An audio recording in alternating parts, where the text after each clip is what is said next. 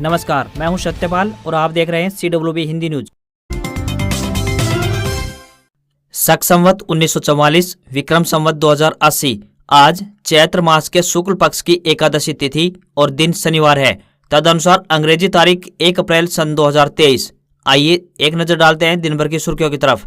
दिल्ली में आई बम्पर भर्ती, 10वीं पास आवेदक करे अप्लाई। 1 अप्रैल यानी आज से शुरू होगी गेहूं की सरकारी खरीद। MSP में 100 रुपए प्रति क्विंटल की होगी बढ़ोतरी। हरियाणा के सरपंचों का 3 अप्रैल का दिल्ली प्रदर्शन टला, अब 10 अप्रैल को जाएंगे जंतर मंतर। आज से होंगे कई बड़े बदलाव। महिला सम्मान स्कीम होगी शुरू। सुनार अब सिर्फ 6 डिजिट हॉलमार्क वाला सोना ही बेच सकेंगे। और भी कई अहम बदलाव हुए हैं, बताएंगे पूरी खबर। हरियाणा में युवाओं के लिए बड़ी खुशखबरी, खेल विभाग में होगी 659 पदों पर भर्ती। TGT के 7441 पदों के लिए हरियाणा SSC ने जारी किया सब्जेक्ट वाइज शेड्यूल, बताएंगे पूरी अपडेट। होंडा SP 125 भारत में हुई लॉन्च, फुली डिजिटल मीटर के साथ मिलेगा नया OBD2 कंप्लाइंट इंजन। कीमत 85,131 रुपए से प्रारंभ। 4 अप्रैल को लॉन्च होगा OnePlus Nord CE3 Lite। 108 megapixel कैमरे के साथ 5000 mAh की बड़ी बैटरी मिलेगी। कीमत 21,999 रुपए हो सकती है। स्मॉल सेविंग स्कीम्स पर अब ज्यादा ब्याज, सुकन्या समृद्धि योजना पर 8% इंटरेस्ट रेट मिलेगा।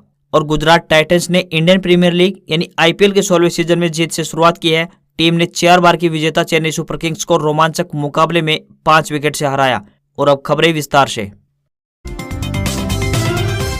दक्षिण हरियाणा के रेवाड़ी व नारनौल में शुक्रवार को जमकर बारिश हुई और कई गांवों में ओलावृष्टि हुई। क्षेत्र में बार बार पड़ रहे ओलों और बारिश से किसानों का हाल बेहाल हो गया है। बारिश के कारण आमजन भी परेशान होने लगा है। जहां खेत खलिहान में पानी भरने से फसलें खराब हो गई हैं, तो वहीं बारिश के साथ साथ क्षेत्र के अनेक गाँव में ओलावृष्टि भी दर्ज की गई है। नारनौल क्षेत्र के गाँव थाना और उसके आसपास जबरदस्त ओले पड़े हैं। लगातार हो रही ओलावृष्टि व बारिश की वजह से अब खेतों में खड़ी ही नहीं बल्कि खेतों से काटकर खलिहान में डाली गई फसलें भी बेकार हो गई है। बुडीन, ढाडोत, निम्बेड़ा, भाकरी की ढाणी, सोड़ा, निम्बी व खातोद आदि गांव में 20 मिनट भारी ओलावृष्टि दर्ज की गई है। करीब 1 घंटे तक यहां बारिश हुई है। इसके अलावा गांव बवानिया, खेड़ा, सुरजनवास, गागड़वास, बचिनी, मुडायण, नांगल, हरनाथ, सुंदरा, मेघनवास, बुचौली और आसपास के गांव में जमकर बारिश दर्ज की गई। बारिश के कारण गेहूं व सरसों की फसल बिछ गई है और किसान प्रकृति के इस रूप के आगे मायूस दिखाई दिए। किसानों की बची खुची फसलें भी तबाह हो गई है। हरियाणा में अप्रैल में फिर से मौसम करवट लेगा। चंडीगढ़ मौसम विभाग के अनुसार 2 अप्रैल की रात को फिर से पश्चिमी विक्षोभ का असर सूबे में दिखाई देगा। इसके कारण 3 और 4 अप्रैल को कुछ जिलों में बारिश और तेज हवाएं चलने की संभावना जताई गई है। हालांकि इसके बाद मौसम साफ रहेगा। हरियाणा में होने वाली बारिश और ओलावृष्टि से सबसे ज्यादा नुकसान फसलों को है। कृषि विशेषज्ञों के अनुसार इस बारिश में जो फसलें बारिश के पानी में डूब जाएंगी उनका दाना काला पड़ जाएगा। Army hospital Delhi jobs update. Delhi में आई बम्पर भर्ती, 10वीं पास आवेदक करे अप्लाई। संक्रमित बीमारी research laboratory army hospital Delhi में विभिन्न पदों पर भर्ती के लिए आवेदन मांगे गए हैं। आपको बता दें कि यह भर्तियां कॉन्ट्रैक्ट आधार पर की जाएंगी। जो भी उम्मीदवार इन पदों के लिए इच्छुक है वे ईमेल के जरिए अपने आवेदन भेज सकते हैं। आवेदन करने की अंतिम तिथि 5 अप्रैल 2023 है। मल्टीटास्क स्टाफ इन पदों के लिए उम्मीदवार का 10वीं पास होना चाहिए। वहीं डाटा एंट्री ऑपरेटर के पदों के लिए उम्मीदवार स्नातक पास होने चाहिए तथा उन्हें कंप्यूटर पर डाटा एंट्री कार्य का ज्ञान होना चाहिए। किसी भी वर्ग के उम्मीदवार को कोई भी आवेदन शुल्क देना नहीं होगा। आयु सीमा 18 वर्ष से लेकर 30 वर्ष निर्धारित की गई है। इन पदों के लिए उम्मीदवारों को ईमेल के जरिए आवेदन भेजने होंगे। उम्मीदवारों से विनम्र निवेदन है कि भर्ती के लिए आवेदन करने से पहले आधिकारिक विज्ञापन अवश्य देख लें। हरियाणा प्रदेश में भारतीय राष्ट्रीय राजमार्ग प्राधिकरण यानी NHAI द्वारा लगाए गए तमाम टोल प्लाजा पर 1 अप्रैल यानी बीती रात 12 बजे से टोल की नई दरें लागू हो गई है। कई टोल प्लाजा पर 5 रुपए से लेकर 20 रुपए तक की बढ़ोतरी की गई है। हालांकि राहत की बात यह है कि दिल्ली जयपुर हाईवे पर गुरुग्राम के खेड़की दोला स्थित टोल प्लाजा पर निजी वाहनों के लिए कोई बढ़ोतरी नहीं की गई है। यहाँ पर पुराने रेट के हिसाब से ही यानी 80 रुपए ही निजी वाहनों से टोल वसूला जाएगा, जबकि कॉमर्शियल व्हीकल पर 5% की टोल टैक्स में वृद्धि जरूर की गई है। हरियाणा की कुंडली से मानेसर होते हुए पलवल तक बनाए गए KMP एक्सप्रेस वे पर इस बार 7% की वृद्धि की गई है। बता दें कि ये एक्सप्रेसवे अन्य राज्यों से आने और जाने वाले वाहनों को दिल्ली शहर में एंट्री किए बगैर ही बाहर से दूसरे राज्यों में प्रवेश करने में सुगम है। 1 अप्रैल से लागू हो रहे टोल की नई दरों में दिल्ली वडोदरा मुंबई एक्सप्रेसवे पर चलने वाले वाहनों का सफर भी 1.5 महीने के अंदर ही और महंगा हो गया है। फिलहाल इस एक्सप्रेसवे पर कार का 90 रुपए टोल वसूला जा रहा है, जो अब बढ़कर बीती रात 12 बजे से 95 रुपए हो गया है। इसी प्रकार कॉमर्शियल व्हीकल पर 20 रुपए तक की बढ़ोतरी की गई है। हरियाणा में ई टेंडरिंग के विरोध में आंदोलनरत सरपंच दिल्ली में अब 3 अप्रैल को नहीं बल्कि 10 अप्रैल को जंतर मंतर पर इकट्ठा होकर धरना प्रदर्शन करेंगे। इससे पहले सरपंच 2 से 5 अप्रैल तक भिवानी में मुख्यमंत्री का विरोध करने पहुंचेंगे। सरपंचों को 3 अप्रैल को दिल्ली में प्रदर्शन के लिए पुलिस की ओर से परमिशन नहीं मिली है। इसी वजह से अब दिल्ली प्रदर्शन 10 अप्रैल को तय किया गया है। इस बारे में जानकारी देते हुए सरपंच एसोसिएशन के प्रदेश अध्यक्ष रणबीर गिल सैमन ने कहा कि इस प्रदर्शन को लेकर तैयारियां जोरों पर चल रही थी और अब सरपंचों को अतिरिक्त समय मिल गया है। वहीं उन्होंने बताया कि 2 से 5 अप्रैल तक सीएम भिवानी जिले में कार्यक्रम करेंगे। इस दौरान हर कार्यक्रम में पहुंचकर सरपंच सीएम का विरोध करेंगे। हरियाणा में वित्तीय वर्ष के अंतिम महीने की हाई पावर परचेज कमेटी की मीटिंग में 28 एजेंडों पर मुख्यमंत्री मनोहर लाल खट्टर ने चर्चा की। इस दौरान उन्होंने 375 नई ई बसें खरीदने की मंजूरी दी। इन बसों को हरियाणा के कई शहरों में सिटी बस सेवा के रूप में ये बसें सर्विस देंगी। मीटिंग में 5,412 करोड़ रुपए की खरीद की मंजूरी दी गई है। इसके अलावा मीटिंग में 4.5 लाख स्ट्रीट लाइट लगाने के टेंडर को भी मंजूरी दी गई। मुख्यमंत्री मनोहर लाल खट्टर ने 15 सीटर नए 41 दंगा नियंत्रण वाहन खरीदने की मंजूरी दी गई है। मुख्यमंत्री ने मीटिंग के बाद बताया कि बैठक का मुख्य उद्देश्य पारदर्शिता के साथ खरीद कर आम जनता के पैसे का सही इस्तेमाल करना है। फसल खराबे के मुआवजे पर मुख्यमंत्री ने बताया कि मई महीने में किसानों को मुआवजा मिल जाएगा। लगातार बारिश से हो रहे फसलों के नुकसान को लेकर सीएम ने गहरी चिंता व्यक्त की है। मीटिंग में अधिकारियों को सरसों खरीद और किसानों की पेमेंट सही टाइम पर हो, इसका लक्ष्य भी दिया है। मीटिंग में कृषि मंत्री जेपी दलाल और परिवहन मंत्री मूलचंद शर्मा मौजूद रहे। मीटिंग के बाद कृषि मंत्री जेपी दलाल ने बताया कि किसानों पर बारिश का संकट है, इसको लेकर सरकार चिंतित है। हरियाणा सरकार खेल को बढ़ावा देने के लिए जल्द ही खेल विभाग में भर्ती करने जा रही है। खेल विभाग में 659 खाली पड़े पदों को लेकर सरकार जल्द नोटिफिकेशन जारी करेगी। हालांकि इन पदों पर भर्तियां हरियाणा कौशल रोजगार निगम के जरिए की जाएंगी। विभाग की ओर से पदों को भरने के लिए मुख्यमंत्री मनोहर लाल खट्टर को प्रस्ताव भेजा गया है। खेल विभाग की ओर से मुख्यमंत्री को भेजे गए प्रस्ताव में हरियाणा कौशल रोजगार निगम के माध्यम से अनुबंध आधार पर 202 जूनियर कोच, 254 ग्राउंडमैन तथा 203 चौकीदार, सह माली, सह सफाई कर्मचारी के पद शामिल हैं। हरियाणा के मुख्यमंत्री मनोहर लाल ने अधिकारियों को निर्देश दिए हैं कि खेल इंफ्रास्ट्रक्चर के रखरखाव के लिए आवश्यकता अनुसार हरियाणा कौशल रोजगार निगम के माध्यम से ग्राउंडमैन व अन्य पदों को शीघ्र से शीघ्र भरें।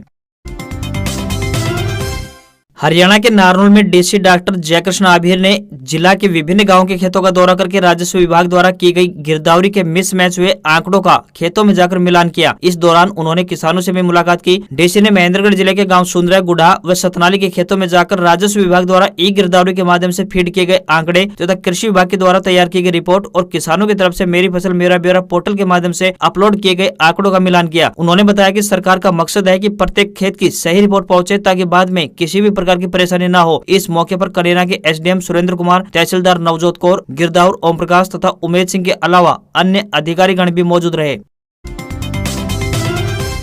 हरियाणा में जूनियर महिला कोच यौन शोषण मामले में पूर्व खेल मंत्री संदीप सिंह के लाई डिटेक्टर टेस्ट कराए जाने पर जिला सत्र न्यायालय में सुनवाई हुई। इस दौरान मंत्री संदीप सिंह की ओर से जवाब दाखिल करने के लिए न्यायालय से समय मांगा गया है। कोर्ट ने मंत्री को इस मामले में समय देते हुए अब सुनवाई के लिए 13 अप्रैल की डेट फिक्स कर दी है। हरियाणा के इस हाई प्रोफाइल मामले की जाँच कर रही चंडीगढ़ पुलिस की SIT टीम ने डिस्ट्रिक्ट कोर्ट में संदीप सिंह के लाई डिटेक्टर टेस्ट कराने के लिए अर्जी दी थी। कोच ने कहा कि हरियाणा सरकार अपने मंत्री को बचाने के लिए हर हथकंडे अपना रही है। अब उसे न्याय के लिए सिर्फ कोर्ट का ही सहारा बचा है। कांग्रेस की वरिष्ठ नेत्री एवं हरियाणा के तोशाम से विधायक किरण चौधरी ने कहा है कि हरियाणा प्रदेश में लोकसभा व विधानसभा के चुनाव एक साथ नहीं होंगे, क्योंकि विधानसभा के चुनाव का समय लोकसभा चुनाव के निर्धारित समय के बाद भी बचा रहेगा। ऐसे में भाजपा नहीं चाहेगी कि बचे हुए 6 महीने पहले चुनाव करवाएं। भिवानी में पत्रकार वार्ता में किरण चौधरी ने कहा कि 2024 के लोकसभा चुनाव में भिवानी महेंद्रगढ़ संसदीय क्षेत्र से कांग्रेस की टिकट पर श्रुति चौधरी उम्मीदवार होंगी। अब कोई संसदीय सीट से उम्मीदवार को लेकर क्या कहता है, इससे वे इत्तेफाक नहीं रखती। मुख्यमंत्री मनोहर लाल खट्टर के भिवानी में 2 अप्रैल से लेकर 5 अप्रैल तक के 4 दिवसीय दौरे को लेकर किरण चौधरी ने अपनी प्रतिक्रिया देते हुए कहा कि मुख्यमंत्री को हर महीने भिवानी में आना चाहिए ताकि भिवानी का विकास हो सके, यहाँ की सड़कों में सुधार हो तथा नहरों में पानी पहुँच सके। इस मौके पर उन्होंने कहा कि वे भिवानी, दादरी, महेंद्रगढ़ क्षेत्र के विभिन्न गाँव का दौरा कर ओलावृष्टि व बेमौसम बारिश से खराब हुई फसलों का मुआयना कर चुकी है। किसानों को बड़े स्तर पर नुकसान पहुँचा है। हरियाणा के डिप्टी सीएम दुष्यंत चौटाला ने कहा कि उचाना को जल्द ही नेशनल हाईवे की सौगात मिलेगी। डबवाली से शुरू होकर उचाना के दुर्जनपुर, उदयपुर, काकड़ोद समेत कई गांवों से होकर पानीपत तक नेशनल हाईवे जाएगा। इससे क्षेत्र के विकास को नए पंख लगेंगे। यह जींद, हांसी, नारनौद, बरवाना मार्ग को भी जोड़ने का काम करेगा। दुष्यंत उचाना के गाँव दुर्जनपुर समेत कई गाँव के दौरे पर पहुंचे। ओलावृष्टि बारिश से हुए फसलों के नुकसान की बात है तो किसानों को हुए नुकसान की भरपाई सरकार करेगी। दुर्जनपुर गाँव में लाइब्रेरी बनाने की मांग है, उसे भी पूरा किया जाएगा। कम्युनिटी सेंटर को लेकर पंचायत ने जमीन दी है, इस वित्त वर्ष में कार्य शुरू कर दिया जाएगा। पूर्व केंद्रीय मंत्री वीरेंद्र सिंह से जुड़े सवालों पर डिप्टी सीएम चुप्पी साधे रखी। बता दें कि पूर्व केंद्रीय मंत्री वीरेंद्र सिंह, उनके बेटे सांसद ब्रजेंद्र सिंह और पूर्व विधायक प्रेमलता उचाना के विकास को लेकर लगातार डिप्टी सीएम दुष्यंत चौटाला पर निशाना साध रहे हैं। इनका कहना है कि उचाना में डिप्टी सीएम के पास गिनवाने के लिए एक भी विकास कार्य नहीं है। हरियाणा के कृषि मंत्री जेपी दलाल ने हैफेड के अधिकारियों के साथ एक बैठक की। इस बैठक में सरसों और गेहूं की सरकारी खरीद को लेकर चर्चा की गई है। बैठक के बाद मीडिया से बातचीत करते हुए कृषि मंत्री ने कहा कि हैफेड के अधिकारियों को सरसों की खरीद की रफ्तार बढ़ाने के लिए आदेश दिए हैं। जेपी दलाल ने मीडिया को बताया कि 1 अप्रैल यानी आज से गेहूं की सरकारी खरीद शुरू कर दी जाएगी। इस बार गेहूं का न्यूनतम समर्थन मूल्य यानी MSP 2125 रुपए प्रति क्विंटल तय किया गया है, जो कि पिछले साल की बजाय 100 रुपए प्रति क्विंटल अधिक है। कृषि मंत्री ने बताया कि हमने सरसों में नमी का 8% मानक तय किया है। ऐसे में जो भी किसान इस मानक पर खरा उतरते हैं, उनकी फसल की खरीद सुनिश्चित की जाए और उन्हें फसल के पैसे का भुगतान जल्द से जल्द किया जाए। 1 अप्रैल यानी आज से सरकार के द्वारा गेहूं की खरीद प्रक्रिया बाकायदा शुरू कर दी जाएगी और गेहूं खरीद का कार्य लगातार 15 मई तक जारी रखा जाएगा। गेहूं खरीद प्रक्रिया में सरकार के द्वारा किसानों की सुविधा के लिए नया बदलाव भी किया गया है, जिसके तहत अब स्वयं किसान अपनी गेहूं खरीद का दिन तय करेंगे। 72 घंटे में किसान के खाते में फसल की पेमेंट कर दी जाएगी। साथ ही जेपी दलाल ने स्वीकार करते हुए कहा कि बेमौसमी बारिश और ओलावृष्टि से सरसों और गेहूं की फसल में भारी नुकसान पहुंचा है। खराब हुई फसलों को लेकर प्रदेश सरकार चिंतित है और सीएम ने अधिकारियों को स्पेशल गिरदावरी करवाने के आदेश जारी कर दिए हैं। उन्होंने कहा है कि किसानों को मई महीने में मुआवजा राशि प्रदान कर दी जाएगी। जैसा कि आप सभी जानते हैं, हरियाणा कर्मचारी चयन आयोग यानी HSSC के द्वारा टीजीटी भर्ती के लिए आवेदन आमंत्रित किए गए थे। हरियाणा SSC ने टीजीटी की 7441 पोस्ट के लिए लिखित परीक्षा का शेड्यूल भी दे दिया है। इसके तहत 22 अप्रैल को सुबह व शाम के सत्र में परीक्षा होगी। आयोग के चेयरमैन भोपाल सिंह खत्री ने बताया कि 22 अप्रैल को सुबह टीजीटी संस्कृत, म्यूजिक, उर्दू के लिए परीक्षा का आयोजन करवाया जाएगा, तो वहीं सुबह की परीक्षा पंचकुला के 11 केंद्रों पर आयोजित की जाएगी, जबकि इसी दिन शाम के सत्र में 10 सेंटरों पर टीजीटी सोशल स्टडीज की परीक्षा आयोजित करवाई जाएगी। इसी प्रकार 23 अप्रैल को सुबह टीजीटी अंग्रेजी की परीक्षा, जबकि शाम के सत्र में टीजीटी आर्ट की परीक्षा अभ्यर्थियों के द्वारा दी जाएगी। वहीं 29 अप्रैल को TGT physical education, TGT home science के परीक्षार्थी परीक्षा देंगे, जबकि इसी दिन शाम को टीजीटी हिंदी और टीजीटी साइंस के लिए परीक्षार्थी परीक्षा में शामिल होंगे। वहीं 30 अप्रैल को सुबह के सत्र में टीजीटी गणित के परीक्षा का आयोजन करवाया जाएगा। इस प्रकार से यह परीक्षा 22 अप्रैल से प्रारंभ होकर 30 अप्रैल तक चलेगी। जननायक जनता पार्टी के प्रधान महासचिव दिग्विजय चौटाला ने गठबंधन को लेकर बड़ा खुलासा करते हुए कहा कि बीते विधानसभा चुनाव को जेजेपी ने भाजपा और कांग्रेस दोनों के खिलाफ लड़ा था, लेकिन किसी भी दल को बहुमत नहीं मिला। चुनाव के बाद उप मुख्यमंत्री दुष्यंत चौटाला ने खुला ऐलान किया था कि जनहित से जुड़े 5 मुख्य मुद्दों पर जो सहमति देगा, हम उसी के साथ सरकार बनाएंगे। दिग्विजय चौटाला ने कहा कि एक तरफ जहाँ पूर्व मुख्यमंत्री भूपेंद्र सिंह हुड्डा जेजेपी के जनहित के 5 मुद्दों पर सहमति देकर सरकार बनाने को तैयार नहीं हुए, तो वहीं बीजेपी के तत्कालीन राष्ट्रीय अध्यक्ष अमित शाह ने सभी मुद्दों पर सहमति जताई थी। आज दोनों दल साथ मिलकर हरियाणा को प्रगति के पथ पर आगे बढ़ा रहे हैं। उन्होंने कहा कि भूपेंद्र हुड्डा की सोच है कि नए नेतृत्व को आगे नहीं आने देना है। इसी सोच व नीति के तहत अशोक तंवर व कुमारी शैलजा के साथ जो हुआ वह सब आपके सामने है। आज यानी 1 अप्रैल से नया वित्तीय वर्ष 2023-24 शुरू हो गया है। इस नए वित्तीय वर्ष अपने साथ कई बदलाव लेकर आया है। हम आपको बता रहे हैं ऐसे ही कुछ बदलावों के बारे में जिनका सीधा असर आप पर पड़ेगा। नए नियम के तहत 1 अप्रैल यानी आज से बिना 6 अंकों की अल्फान्यूमेरिक हॉलमार्किंग के बिना सोना नहीं बेचा जा सकेगा। जिस तरह आधार कार्ड में 12 अंकों का कोड होता है, उसी तरह सोने का भी 6 अंकों का हॉलमार्क कोड होगा। अब 4 अंकों की हॉलमार्किंग पूरी तरह से बंद हो जाएगी। प्रधानमंत्री वय वंदना योजना 1 अप्रैल यानी आज से बंद हो रही है। ये 60 वर्ष और उससे अधिक आयु के नागरिकों के लिए एक पेंशन योजना है। मोटोकॉर्प ने अपनी बाइक्स और स्कूटर्स की कीमतों में 2% की बढ़ोतरी कर दी है। इससे बेहतरीन माइलेज वाले स्प्लेंडर और HF डीलक्स की कीमतों में करीब 1500 रुपए की बढ़ोतरी हो गई है। 1 अप्रैल यानी आज से PF खाते से पैन लिंक नहीं होने पर पैसा निकालने पर अब 30% की जगह 20% TDS कटेगा। बदले हुए नियम का फायदा उन PF धारकों को भी होगा जिनका पैन अभी तक अपडेट नहीं है। वहीं इनकम टैक्स पेयर्स को भी नई टैक्स व्यवस्था मिलेगी। नई कर प्रणाली का विकल्प चुनने वालों के लिए छूट की सीमा बढ़ाकर 7 लाख रुपए कर दी गई है। इससे पहले 5 लाख रुपए थी। बजट में वेतनभोगी वर्ग को एक और राहत दी गई है। नई टैक्स व्यवस्था में 50,000 रुपए के स्टैंडर्ड डिडक्शन को भी शामिल किया गया है, यानी कि अब 7.5 लाख रुपए तक की सैलरी पर कोई टैक्स नहीं लगेगा। बजट में 7.5% की ब्याज दर के साथ महिला समान बचत प्रमाण पत्र लॉन्च किया गया है। महिलाएं अब 2 साल के लिए अधिकतम 2 लाख रुपए तक जमा कर सकेंगी। 2 लाख रुपए की योजना से 2 साल में 32,000 रुपए का लाभ मिलेगा। वहीं BS6 फेज 2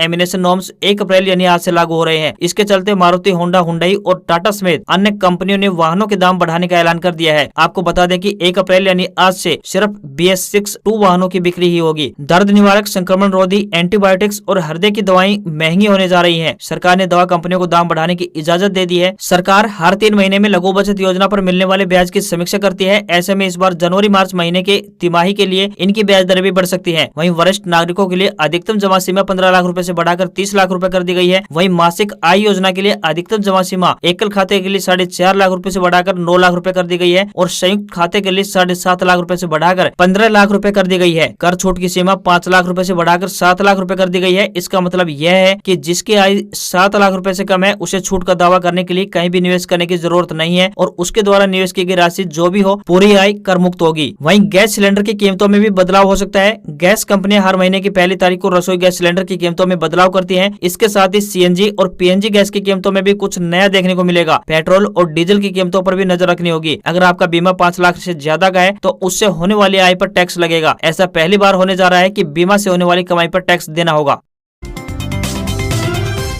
वित्त वर्ष 2022-23 के आखिरी दिन भारतीय शेयर बाजार में तेजी देखने को मिली। सेंसेक्स 1031 अंकों की बढ़त के साथ 58,991 के स्तर पर बंद हुआ। निफ्टी में भी करीब 279 अंकों की तेजी दिखाई दी। ये 17,359 के स्तर पर बंद हुआ। सेंसेक्स के 30 शेयरों में से 26 में तेजी तो वहीं सिर्फ 4 शेयरों में गिरावट देखने को मिली। बाजार की तेजी को सपोर्ट करने वाले शेयरों में रिलायंस इंडस्ट्रीज लिमिटेड यानी RIL रहा, जो की 4.3% चढ़कर बंद हुआ। इसी तरह Nestle India, Infosys, ICICI bank के शेयर भी 3% चढ़े। Sun Pharma, Asian Paint, Bajaj Finance और टाइटन के शेयरों में गिरावट देखने को मिली। वहीं सराफा बाजार में सोने और चांदी में तेजी देखने को मिली है। 24 कैरेट सोना 59,751 रुपए प्रति 10 ग्राम के स्तर पर बंद हुआ। चांदी की बात करें तो ये भी 71,582 रुपए प्रति किलोग्राम पर पहुंच गई है। उधर डॉलर रुपया के मुकाबले 17 पैसे कमजोर हुआ है। 1 डॉलर का रेट 82 रुपए 17 पैसे के स्तर पर बंद हुआ। आज खबरों में बस इतना ही। देखते रहिए CWB हिंदी न्यूज। नमस्कार।